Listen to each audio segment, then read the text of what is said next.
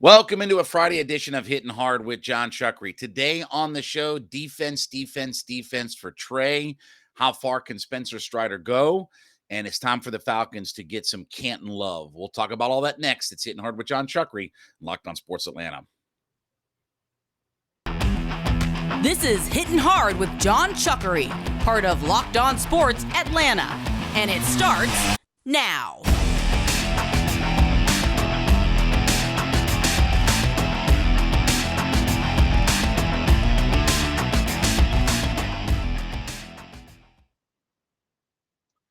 Welcome into a Friday edition of Hittin' Hard with Jon Chuckery here on Locked on Sports Atlanta. We ask you to head over to youtube.com, find Locked on Sports Atlanta in the search browser, subscribe to our page, leave us a comment. Always get a chance to read through those, so appreciate all the feedback there. Find us free and available on all your favorite podcast platforms, including Spotify and Odyssey. Leave us a 5-star review, and then follow me on my personal Twitter page at JMCH316.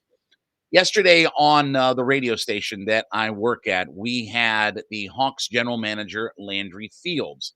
And one of the things he was talking about and asked about is Trae Young and specifically getting better defensively. Now, of course, the Hawks brought in DeJounte Murray, one of the top defensive guards in the league. In fact, if you look at the defensive ratings for point guards in the NBA, DeJounte Murray finished fifth in the NBA with a 108.5 rating.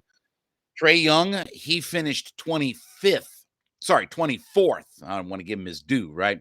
24th in the NBA with a 117.8 rating. Now, look, we know that defense is certainly a struggle for Trae, but I thought it was interesting how Landry Fields talked about the idea of really helping Trae focus and working with him to become a better defensive player. Now, do I expect Trae Young to be a top-tier elite defensive player? No. First off, that's not what they drafted him for, okay? Nobody went into the draft thinking that, okay, Trae Young's going to be one of the great two-way players in the league. He is a little bit smaller guy. He's not as big and thick as some other guys, right? I'll give him credit, for a guy that his reputation was, will he be able to hold up in the league? Is he going to get beat up and this and the other? He did play the 8th most minutes in the NBA last year. So he is pretty durable, played, 75, 76 games last year for the Atlanta Hawks, and a couple of those games that he missed were because of COVID last year. So I'm not so much worried about the durability factor, but is he going to become a great defensive player? No, I don't think so. But I do think that having DeJounte Murray with him, you can't help but think that some of that can rub off on Trae Young. Now, I understand Murray's a bigger guy, more physical guy, led the league in steals, a little bit more aggressive and things like that. Do I need Trae Young to be a great defensive player? No. Would I love that? Yes. But that's not Trae's role on this team. And that's what I always kind of laugh about when people say, well, he's not a great defensive player. No, he's not paid to be a great defensive player. He didn't make his bones on all NBA by being a great defensive player. His job is to facilitate and score a bunch and lead this team. For all of his defensive efficiencies, he also did, by the way, lead the league in all the most points scored and the most assists handed out. I can live with all that. Do I want him to be better than the 24th rated point guard in the NBA defensively? Yeah. But if he's, let's say, 18, 19, cool. 20, cool. I think he'll be a little bit better because he's going to focus on that.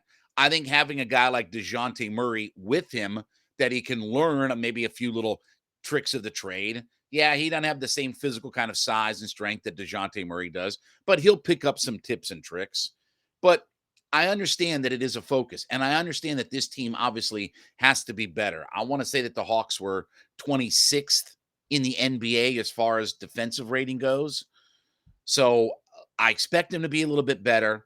We'll talk a little bit more of this in just a second here, but want to talk to you about my friends over at BetOnline.net. They're sponsoring the show today. Look, we're right in the middle of baseball season. Every day you've got something to bet on with baseball. You still got another major for golf coming up. You got boxing. You got MMA. You got all kinds of things going on. But if you got to get your fix in every day, betonline.net is your number one source for all of your betting needs and sports information. You can go to the website, you get all the latest sports developments, league reviews, news. You got all kinds of things that are there available to you, sports wagering information, live betting, esports, scores, much, much more. BetOnline.net is your best spot for all of your betting information, getting all of your odds making out there. Again, you like baseball, you like MMA, you like boxing, golf, whatever it is, it's all available to you at betonline.net.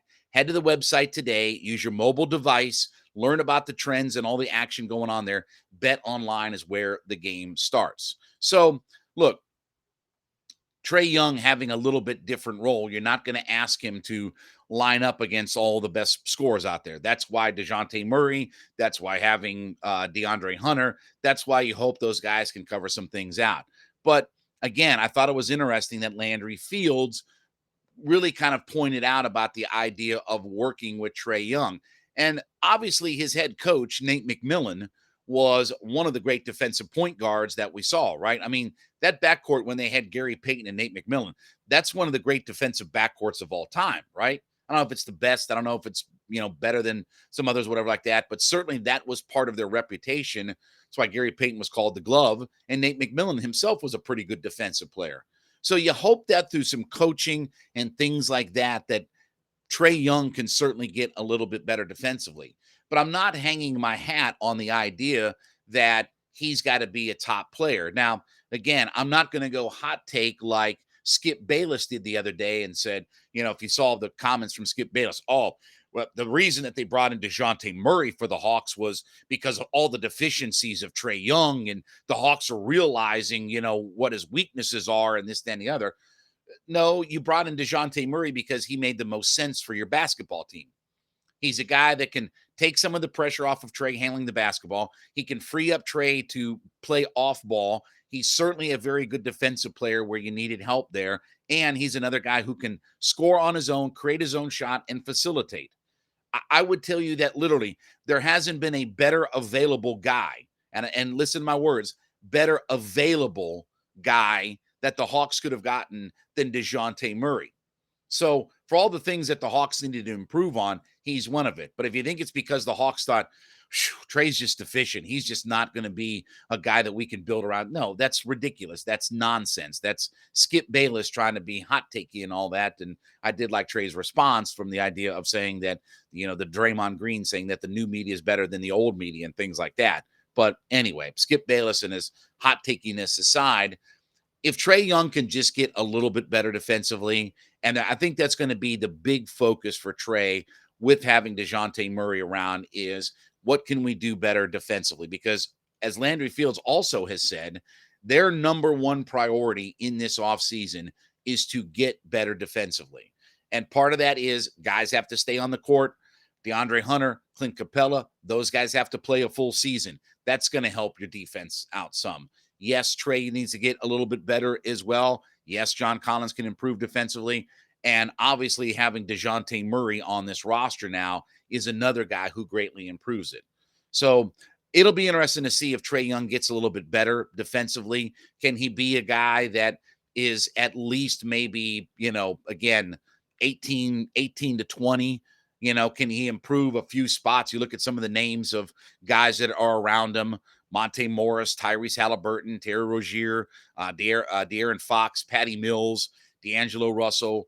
Russell Westbrook is up there. Can he be at least one of those guys? Possibly. Is he going to be Luka, Chris Paul, Marcus Smart, Steph Curry, DeJounte Murray, Kyle Lowry? No, he's not going to be one of those guys either.